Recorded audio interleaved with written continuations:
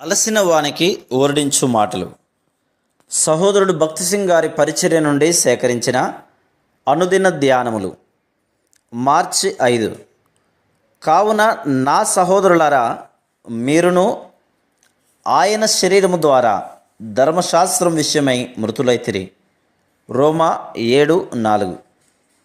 పౌలు ఈ విధంగా చెప్తున్నాడు. ఒక స్త్రీ భర్త బ్రతికి ఉండగా వేరొక పురుషుని చేరిన వ్యభిచారిణి అనబడును.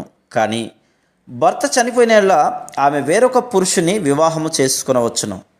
రోమా 7:3-4. ధర్మశాస్త్రం ఆ విధంగా ఉంది. కానీ ఇప్పుడు మనం ధర్మశాస్త్రం విషయమై మృతులమైతిమి. మనపై ధర్మశాస్త్రమునకు ఎట్టి అధికారం లేదు. ఇప్పుడు మనం వివాహితులమైతిమి. నూతనమైన కృపా నియమమును బట్టి మనము జీవించువారమైతిమి.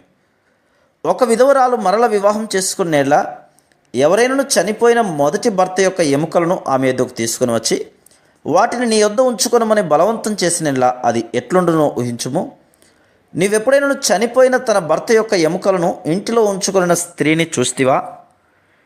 చనిపోయిన తన భర్త నుండి ఆమె విడుదల పొందినని పౌలు రాయిచున్నాడు. సబ్బాతు దినమును ఆచరించువారు, సెవెంత్ డే అడ్వెంటిస్టులు చనిపోయిన వారి ఎముకలను మన ఇండ్లలోనికి తెచ్చిపెట్టు ప్రయత్నములు చేయుచున్నారు. మనము ధర్మశాస్త్రమునకు మరణించి దేవుని కృప అనేది నూతన నియమమునకు వివాహితులమైతిమి. ఇక మనం ఎందులోకి దాసత్వంలోనికి పోవాలను?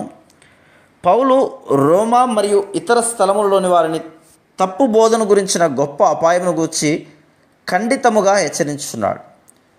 ఇప్పుడైతే దేని చేత నిర్బంధింపబడితేమో దాని విషయమై చనిపోయిన వారమై ధర్మశాస్త్రము నుండి విడుదల పొందితిమి గనక మనము అక్షరానుసారమైన ప్రాచీన స్థితి గలవారం కాక ఆత్మానుసారమైన నవీన స్థితి గలవారమై సేవ చేయుచున్నాం.